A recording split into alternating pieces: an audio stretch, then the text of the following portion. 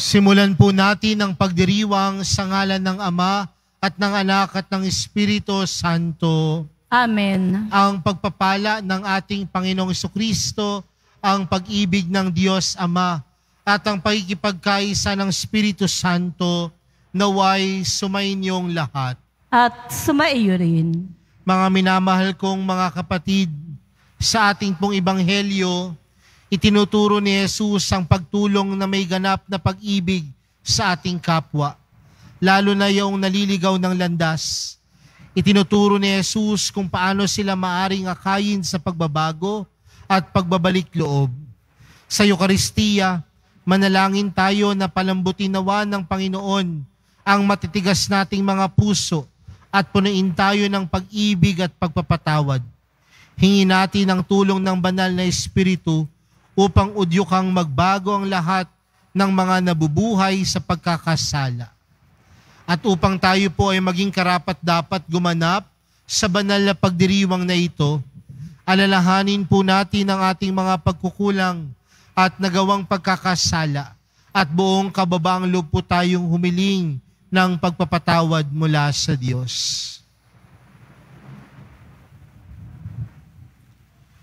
Inaamin ko sa makapangyarihang Diyos at sa inyo mga kapatid na lubha akong nagkasala sa isip, sa salita at sa gawa at sa aking pagkukulang. Kaya isinasamo ko sa mahal na Birheng Maria, sa lahat ng mga anghel at mga banal, at sa inyo mga kapatid na ako'y panalangin sa Panginoong ating Diyos.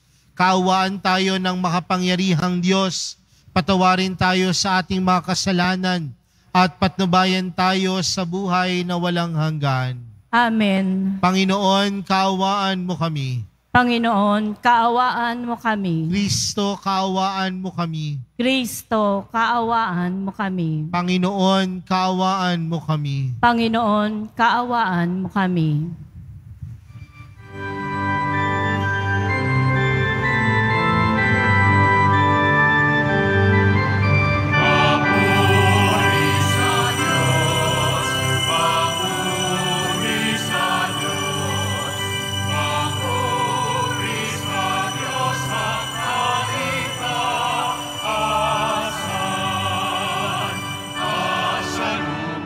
Kapayapaan, asa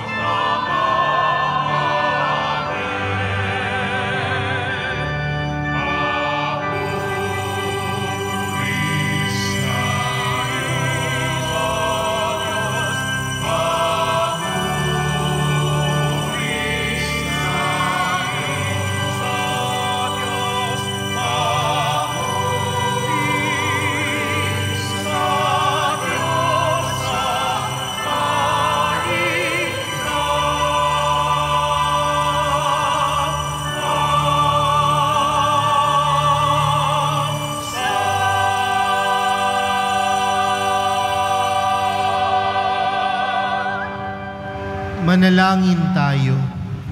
Ama naming makapangyarihan, kaming mga tinubos mo at kinupkop ay tunghayan mo ngayon sa iyong kagandahang loob upang sa pagsampalataya sa anak mong si Kristo, makamta ng kalayaan at pamana sa piling mo. Sa pamagitan niya, kasama ng Espiritu Santo, magpa sa walang hanggan. Amen. Magsiupo muna po tayong lahat.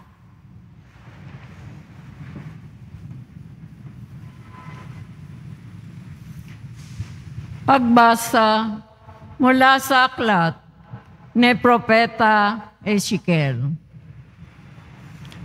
Ito ang sinasabi ng Panginoon. Ikaw, tao, ang ginagawa kong bantay ng Israel. Ano mang marinig mo sa akin, ay sabihin mo sa kanila bilang babala. Kapag sinabi ko sa taong masama na siya'y mamamatay at di mo ito ipinaabot sa kanya upang makapagbagong buhay, mamamatay nga siya sa kanyang kasamaan. Ngunit pananagutan mo ang kanyang kamatayan. Ngunit kapag binabalaan mo ang masama, gayon may hindi rin nagbagong buhay, mamamatay siyang makasalanan. Ngunit wala kang dapat panagutan. Ang salita ng Diyos. Salamat sa Diyos. Panginoon, inyong dinggin, huwag niyo siyang salungatin. Panginooy, inyong dinggin, huwag niyo siyang salungatin. Tayo ay lumapit sa ating Panginoon. Siya ay awitan. Ating papurihan ang batong koblihan natit kalakasan. Tayo ay lumapit sa kanyang harapan na may pasalamat. Siya ay purihin ng mga awiting may tuwa at galak. Panginooy, inyong dinggin, huwag niyo siyang salungatin. Tayo ay lumapit, sa kanya'y sumamba at magbigay galang. Lumuhod sa harap nitong Panginoong sa ating lumalang. Siya ang ating Diyos. Tayo ay kalingan niyang mga hirang. Mga tupa tayong inaalagaan. Panginooy, inyong dinggin, huwag niyo siyang salungatin. Ang kanyang salita ay ating pakinggan. Yang inyong puso'y huwag patigasin. Tulad ng ginawa ng inyong magulang nang nasa Meriba, sa ilang ng masa. Ako ay tinuksot, doon ay sinubok ng inyong magulang. Bagamat nakita ang aking ginawang, silang nakinabang. Panginooy, inyong dinggin, huwag niyo siyang salungatin.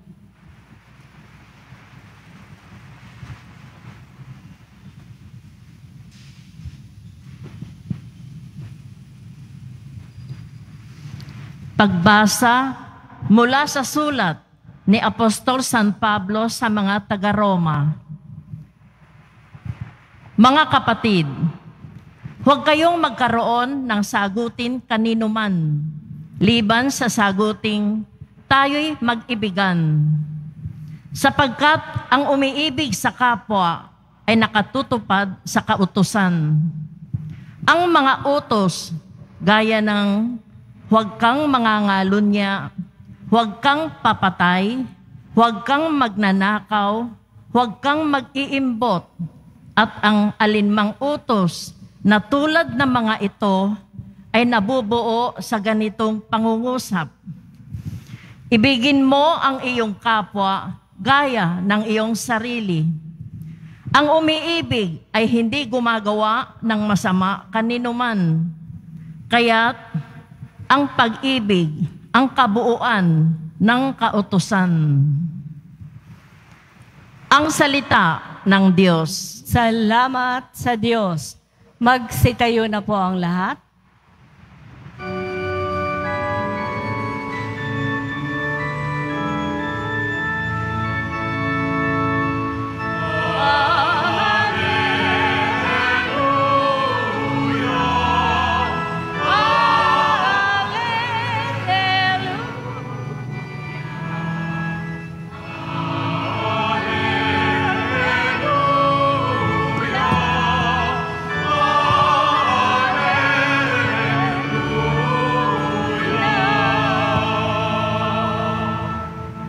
Pinagkasundo ni Kristo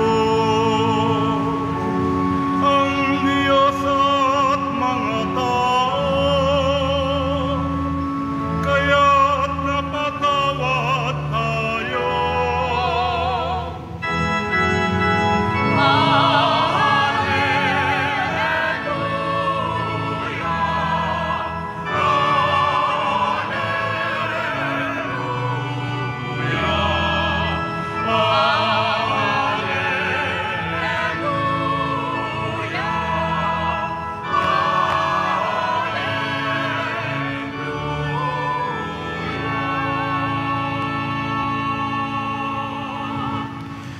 Sumainyo ang Panginoon.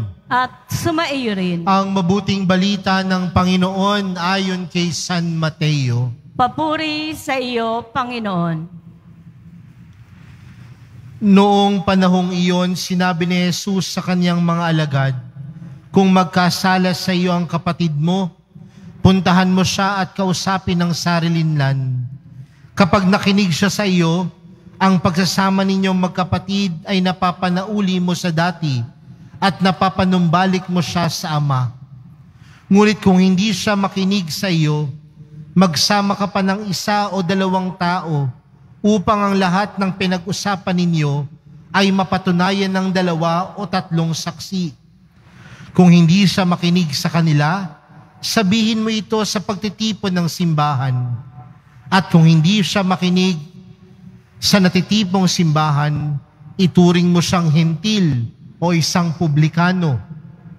Sinasabi ko sa inyo, anumang ipagbawal ninyo sa lupa ay ipagbabawal sa langit, at anumang ipahintulot ninyo sa lupa ay ipahihintulot sa langit.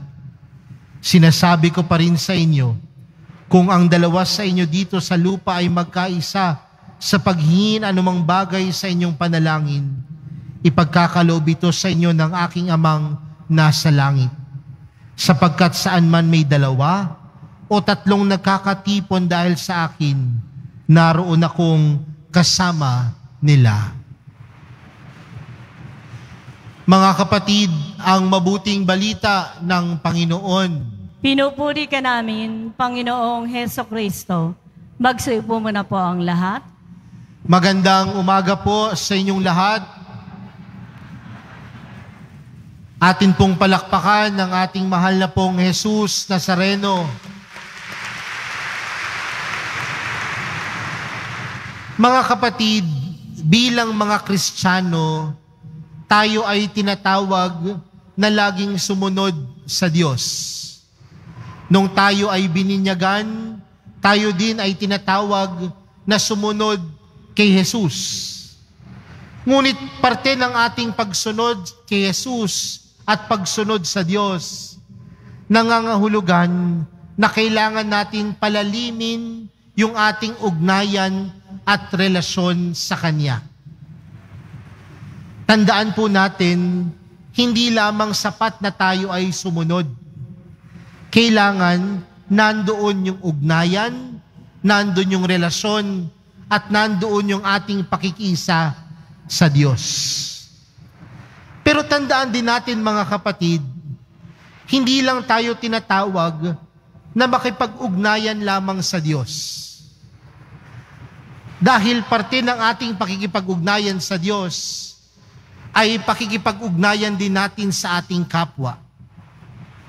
Nangangahulugan na responsibilidad din natin bilang mga tagasunod ni Jesus, bilang tagasunod ng Diyos, na palalimin ang ating ugnayan sa ating kapwa. Sa madaling salita mga kapatid, hindi natin pwedeng paghiwalayin ang ating pakikipagrelasyon sa Diyos at ang ating pakikipagrelasyon sa kapwa. Kaya hindi natin pwedeng sabihin, Father, nagdadasal naman ako araw-araw. Pero pag uwi naman sa ating tahanan, masama naman ang ugali natin sa kapwa. Hindi naman natin pwedeng sabihin, Father, tuwing Biyernes, lumalakad ako ng paluhod sa likod ng simbahan ng Quiapo, palapit sa harapan ng simbahan, sa harapan ng altar. Pero paglabas, manginginom ka pa din. Hindi natin pwedeng sabihin, araw-araw nagro-rosaryo tayo. Pero pagkatapos ng rosaryo, naninira ka pa din naman ng kapwa mo. Sa madaling salita, hindi natin pwedeng paghiwalayin ang ugnayan natin sa Diyos at ugnayan natin sa kapwa. Kung paano tayo nakikipag-ugnayan sa Diyos, nawa ganun din sa ating kapwa.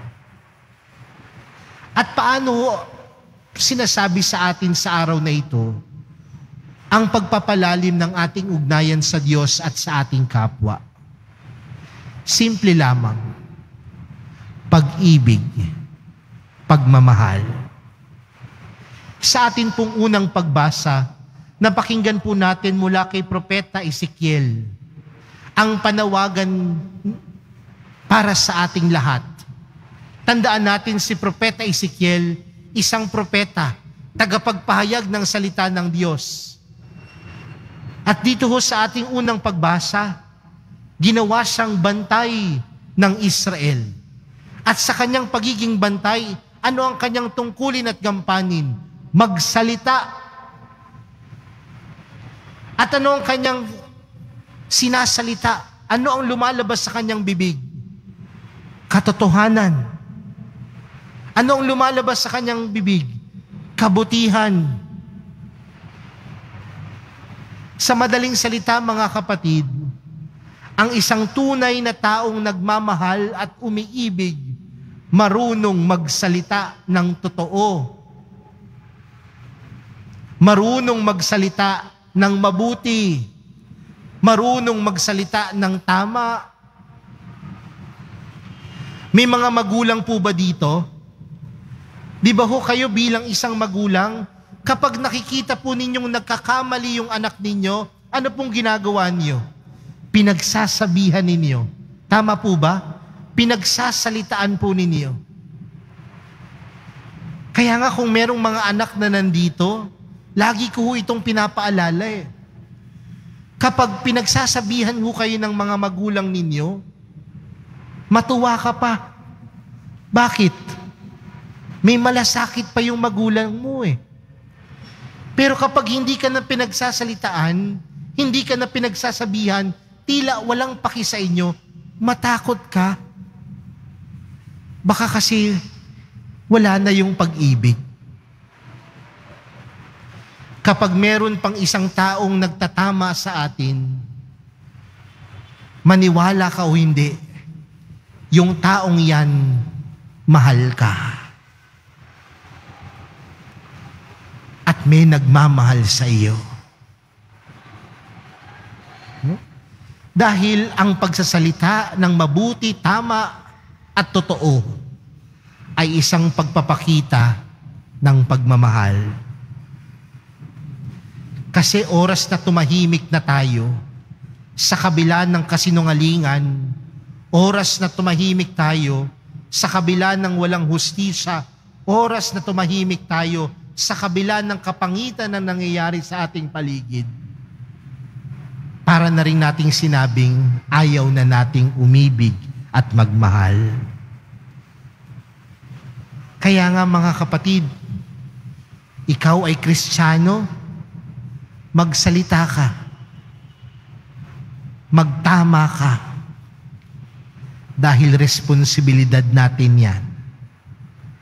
Dahil ang bawat isa sa atin kayang magmahal. Pangalawa, sa atin pong ikalawang pagbasa, napakinggan po natin ang sinabi ni San Pablo. Sabi ni San Pablo, ang umiibig ay hindi gumagawa ng masama kanino man. Ang umiibig, hindi gumagawa ng masama kanino man. Ano pong hamon nito sa atin mga kapatid? Ang taong umiibig, minimithi niya na ang bawat isa ay magkaroon ng maayos at magandang kalagayan sa buhay. Walang taong hindi umiibig na sinasabi niyang gusto niyang mapahamak ang kanyang kapwa. Bagkus ang taong umiibig, hindi nangahangad na ang kapwa niya ay mapahamak. Kailan niyo ba huling pinagdasal ang kaibigan ninyo? Kailan niyo bang huling ipinagdasal ang mga kasama niyo sa opisina? Minsan may lumapit sa akin, sabi niya, Father, pinagdasal ko po yung kaaway ko. Sabi ko, ano yung pinagdasal mo? Sabi niya sa akin, Father, pinagdasal ko na sana kunin na siya ni Lord. Pero ang isang Kristiyanong umiibig at nagmamahal, hindi naghahangad ng masama sa kapwa. Ngunit ang hinahangad sa kapwa, kabutihan, pagmamahal, at kaayusan sa buhay. Pakitandaan po yan mga kapatid ha. Dahil walang Kristiyanong naghahangad ng masama sa kapwa. Ang hinahangad ng isang tunay na Kristiyano na ang bawat isa ay nasa maayos at magandang kalagayan. Bakit? Dahil yun ang panawagan ng taong tunay na umiibig. Panghuli at pangatlo, sa ating ibanghelyong napakinggan, pinapaalahanan tayo ni Jesus na ang bawat isa sa atin, wala naman talagang perpektong relasyon. May mga pagkakataon na tayo ay nagkakaalitan. May mga pagkakataon na tayo ay hindi nagkakaunawaan. Tama po ba? Pero anong sabi ni Jesus? Kapag may nakaalitan ka o nakasakit ka, ang unang bagay na gagawin mo, puntahan mo siya at kausapin ng sarilinlan. Yan yung unang bagay. Kapag hindi siya nakinig, anong sabi ni Jesus? Magdala ka ng isa o dalawang kasama mo para meron kang witness. Pero kapag hindi pa rin siya nakinig, anong sabi ni Jesus? Ilapit mo na sa simbahan, sa inyong komunidad. Pero kapag hindi pa rin siya nakinig, anong sabi ni Jesus? Ituring mo siyang hentil at publikano. Ito ho yung apat na sinabi ng Panginoon. Pero magandang bigyang diin at pansin yung una sa lahat ng mga steps na pinabi ng Panginoon. Dahil yun ang pinakamahalaga. Kapag may nakaalitan ka, kausapin mo muna ng sarilinlan. Alam niyo po, yan po yung isang bagay na nawawala sa panahon natin ngayon. Bakit? Dahil kapag mayroon tayong sama ng loob sa kapwa, hindi naman natin kinakausap eh. Anong ginagawa natin? Pinopost natin sa ating social media account. Magpaparinig ka. Di ba? Pero tandaan natin ang isang taong tunay na nagmamahal, siya ang unang gumagawa ng paraan upang maayos ang gulo, ang hindi pagkakaunawaan. Uulitin ko po ang isang taong tunay na nagmamahal, siya ang gumagawa ng paraan upang ang gusot, ang gulo ay maayos. Pero baka sabihin ng ilan, Father, siya naman ang nauna eh. Siya ang nanakit. Bakit ako ang lalapit? Bakit akong hihingi ng patawad? Bilang isang Kristiyano, yan ang panawagan ng ating mahal na pong Jesus Nazareno. We must always do the first move. Take the initiative always to reconcile. Why? Because in loving, you always take the initiative. In loving, you always take the initiative. Kaya mga kapatid, sa araw na ito, ating tingnan na nawa ang ating relasyon sa Diyos sumasalamin sa ating relasyon sa ating kapwa na nag-uugat sa pag-ibig. Sa pag-ibig na nagsasalita ng totoo at tama. Sa pag-ibig na tumitingin sa kapwa ng may pagmamahal. Sa pag-ibig na kagaya ng Diyos na laging ipinaparamdam sa atin kung gaano niya tayo minamahal. Sa pagpapatuloy po ng ating banal na misa, yan po ang hilingin natin sa Panginoon. Mahal na pong Jesus Nazareno, turuan po ninyo kaming tumingin kagaya ng pagtingin nyo sa amin. Tulungan nyo po kaming magmahal kagaya ng pagmamahal po ninyo sa aming lahat. Amen. Magsitayo na po ang lahat. Sumasampalataya ako sa Diyos amang makapangyarihan sa lahat, na may gawa ng langit at lupa. Sumasampalataya ako kay Hesukristo, isang anak ng Diyos, Panginoon nating lahat.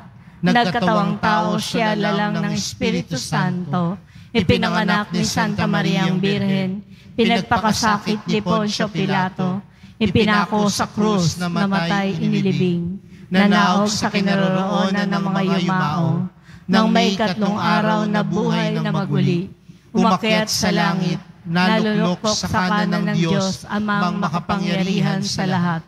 Doon magmumulang paririto at huhukom sa nangabubuhay at nangamatay na tao. Sumasampalataya naman ako sa Diyos Espiritu Santo, sa banal na simbahang Katolika, sa kasamahan ng mga banal, sa kapatawaran ng mga kasalanan, sa pagkabuhay na muli ng nangamatay na tao, at sa buhay na walang hanggan. Amen. Mapagpatawad ang ating Panginoon sa kabila ng ating mga kasalanan at pagkukulang. Ipanalangin natin sa amang mahabagin na ganito rin ang maging pakikitungo natin sa ating mga kapatid na nagkakasala at nagkakamali. Ang ating panalangin, Amang mapagmahal, dinggin mo kami. Amang mapagmahal, dinggin mo kami. Nawa ang mga namumuno sa simbahan, lalo na ang Santo Papa, ay pagkalooban mo ng pusong kumakalinga sa mga makasalanan, nang sanggayoy, masalamin sa kanila ang magpatawad na puso ni Jesus. Manalangin tayo. Amang mapagmahal, dinggin mo kami. Nawa ang mga hukom, mga kawal, mga pulis, at mga bantay sa mga piitan ay maging tapat sa pagganap ng kanilang tungkulin sa batas. Igalang nawa nila ang dignidad ng bawat tao. Manalangin tayo. Amang mapagmahal, dinggin mo kami. Nawa ang makasalanan at mga naliligaw na landas ay magbalik loob at humingi ng kapatawaran sa Panginoon at makatanggap ng pagkalinga mula sa kanilang pamayanang Kristiyano. Manalangin tayo. Amang mapagmahal, dinggin mo kami. Naway yakapin mo, O Diyos naming Ama, ang mga kapatid naming yumao sa iyong kaharian. Manalangin tayo. Amang mapagmahal, dinggin mo kami. Sa ilang sandali ng katahimikan, ating ipanalangin ang ipapang mga pangangailangan ng ating pamayanan, pati na rin ang ating pansariling kahilingan. Manalangin tayo. Amang mapagmahal, dinggin mo kami. Amang mapagmahal, dinggin mo ang aming panalangin, panatagin mo ang aming mga kalooban, at hilumi ng mga sugat ng aming puso. Hinihiling namin ito sa iyo na nabubuhay at naghahari kasama ni Jesucristong anak mo. Amen. Magsayo po muna po ang lahat.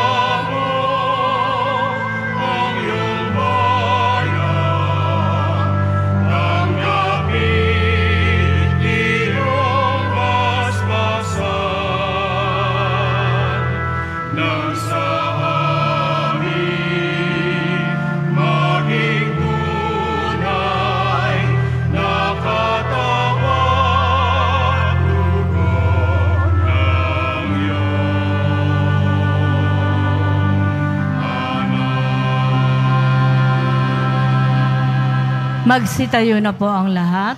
Manalangin kayo mga kapatid upang ang paghahain natin ay kalugdan ng Diyos amang makapangyarihan. Tanggapin nawa ng Panginoon itong paghahain sa iyong mga kamay, sa kapurihan niya at karangalan sa ating kapakinabangan at sa buong sambayanan niyang banal. Ama naming lumikha, ikaw ang gumawa ng wagas na katapatan at kapayapaan. Ipagkaloob mo ang iyong kadakilaan ay aming handugan ng iyong minamarapat na aming maialay at naway magkaisa kami sa pakikinabang sa banal na paghahain ngayoy ipinagdiriwang sa pamamagitan ni Jesucristo kasama ng Espiritu Santo magpasawalang hanggan. Amen. Sumainyo ang Panginoon. At sumaiyo rin. Itaas sa Diyos ang inyong puso at diwa. Itinaas na namin sa Panginoon. Pasalamatan natin ang Panginoong ating Diyos. Marapat na siya ay pasalamatan. Ama naming makapangyarihan, tunay ngang marapat na ikaw ay aming pasalamatan. Ang iyong mga supling na nagtaksil ay nagbabalik ngayon sa iyong paggiliw, bunga ng malasakit ng anak mong masunurin at ng Espiritong bigay upang lahat ay kupkupin. Kaming mga tinubos ng anak mong mahal ay niloob mong magtipon ng magkapis at magkapisan upang magsalo sa masaganang hapag ng buhay. Kaysa ng anak mo at ng Espiritu Santo, ang iyong sambayanan ay nagpupuri sa iyo. Nagkakapisan ngayon ang bumubuo sa katawan ni Kristo. Nagkakatipon ngayon ang pinahanahanan ng iyong Espiritu. Kaya kaisa ng mga anghel na nagsisiawit ng papuri sa iyo, nang walang humpay sa kalangitan, kami nagbubunyi sa iyong kadakilaan.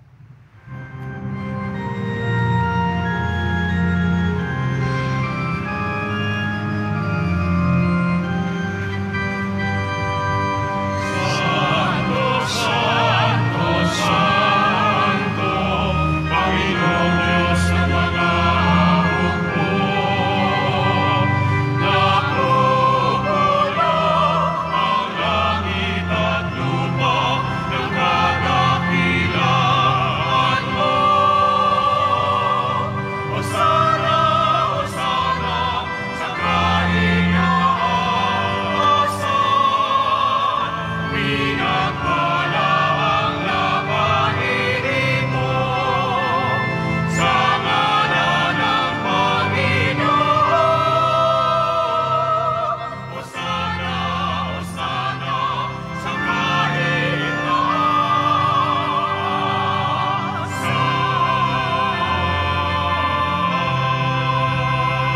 Magsilod po ang lahat. Ama naming banal, ikaw ang bukal ng tanang kabanalan. Kaya't sa pamagitan ng iyong Espiritu, gawin mong banal ang kaloob na ito upang para sa amin maging katawan at dugo ng aming Panginoong Hesukristo. Bago niya pinagtiis ang kusang loob na maging handog, hinawakan niya ang tinapay, pinasalamatan kanya, pinaghati-hati niya yon, iniabot sa kanyang mga alagad at sinabi, "Tanggapin ninyong lahat ito at kanin. Ito ang aking katawan na ihahandog para sa inyo."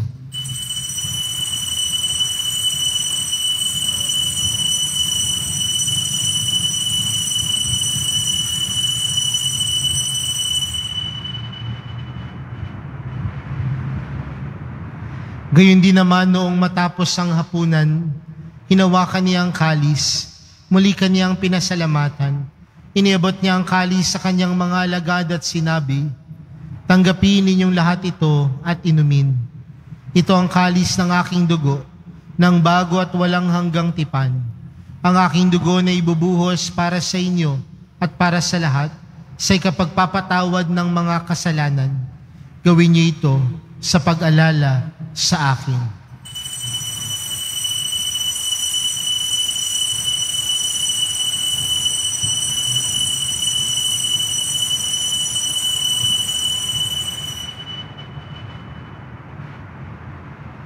Magsitayo na po ang lahat. Ipagbunyi natin ang misteryo ng pananampalataya. Si Kristo'y namatay, si Kristo'y nabuhay, si Kristo'y babalik sa wakas ng panahon. Ama, ginagawa namin ngayon ang pag-alala sa pagkamatay at muling pagkabuhay ng iyong anak. Kaya tinaalay namin sa iyo ang tinapay na nagbibigay buhay at ang kalis na nagkakaloob ng kaligtasan. Kami nagpapasalamat dahil kami iyong minarapat na tumayo sa harap mo para maglingkod sa iyo. Isinasamo namin kaming magsasalo-salo sa katawan at dugo ni Kristo ay mabuklod sa pagkakaisa sa pamagitan ng Espiritu Santo. Ama, lingapin mo ang iyong simbahang laganap sa buong daigdig. Puspusin mo kami sa pag-ibig. Kaysa ni Francisco na aming Papa at ni Jose na aming Obispo at ng Tanang Kaparian. Alalahanin mo rin ang mga kapatid naming nahimlay nang may pag-asang sila'y muling mabubuhay, gayon din ang lahat ng mga pumanaw. Kaawaan mo sila at patuloyin sa iyong kaliwanagan. Kaawaan mo at pagindapating kaming lahat na makasalo sa iyong buhay na walang wakas. Kaysa ng mahal na Birheng Maria na ina ng Diyos, ng kabiyak ng puso niyang si San Jose, kaysa ng mga apostol at ng lahat ng mga banal na namuhay dito sa daigdig ng kalugod-lugod sa iyo, may pagdiwang nawa namin ng pagpupuri sa ikararangal mo sa pamagitan ng iyong anak na aming Panginoong Hesukristo. Sa pamagitan ni Kristo, kasama niya at sa Kanya, ang lahat ng parangal at papuri ay sa iyo, Diyos amang makapangyarihan, kasama ng Espiritu Santo, magpa sa walang hanggan.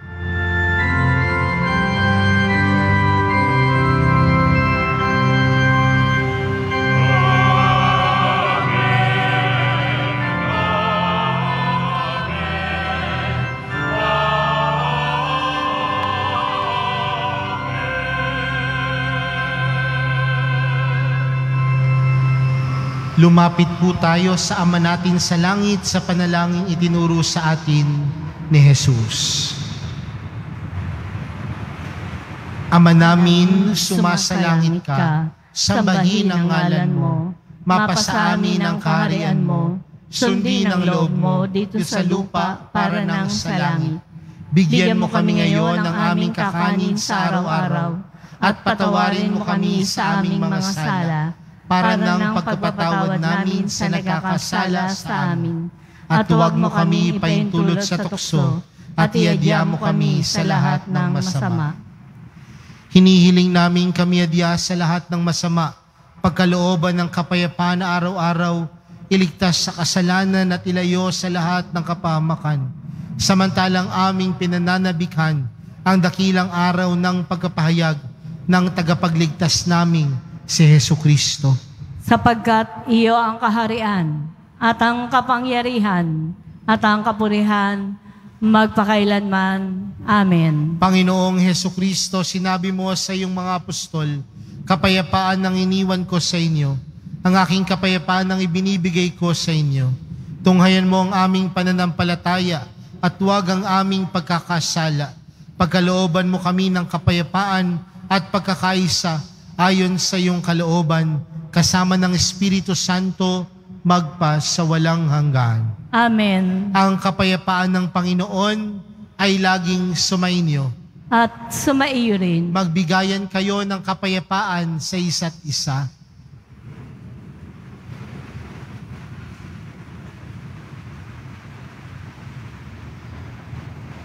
Kordero ng Diyos na nag-aalis ng mga kasalanan ng sanlibutan, maawa ka sa amin. Kordero ng Diyos na nag-aalis ng mga kasalanan ng sanlibutan, maawa ka sa amin. Kordero ng Diyos na nag-aalis ng mga kasalanan ng sanlibutan, ipagkaloob mo sa amin ang kapayapaan. Magsiluhod po ang lahat.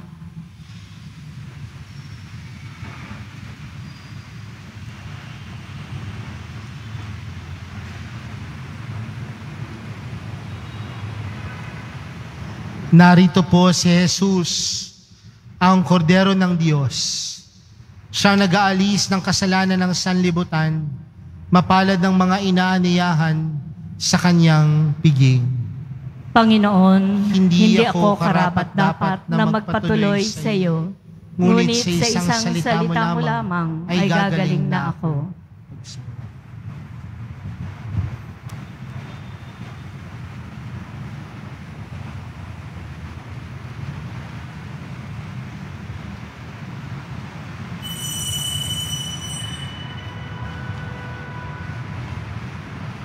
Para po sa lahat na tatanggap ng banal na komunyon, sasagot po tayo ng amen. Pagkasabi po ng pari o ng lay ministers ng katawan ni Kristo, at isubo po agad sa bibig bago umalis sa harapan ng pari o lay ministers. Maraming salamat po.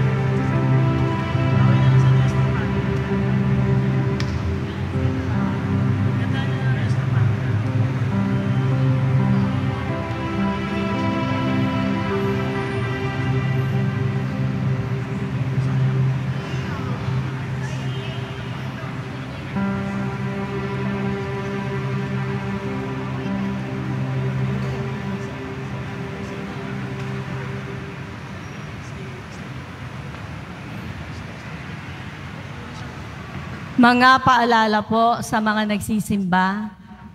Pagkatapos po ng misa, wiwisikan po ang lahat ng banal na tubig. Pinakikiusapan po ang lahat na manatili lamang muna sa inyong mga lugar. At tanging sa Quezon Boulevard o sa Plaza San Juan lamang po ang labasan ng lahat. Sumunod po tayo. Maraming salamat po sa inyong pagdalaw at pagsisimba sa Basilica Menor at Pambansang Dambana ni Jesus Nazareno.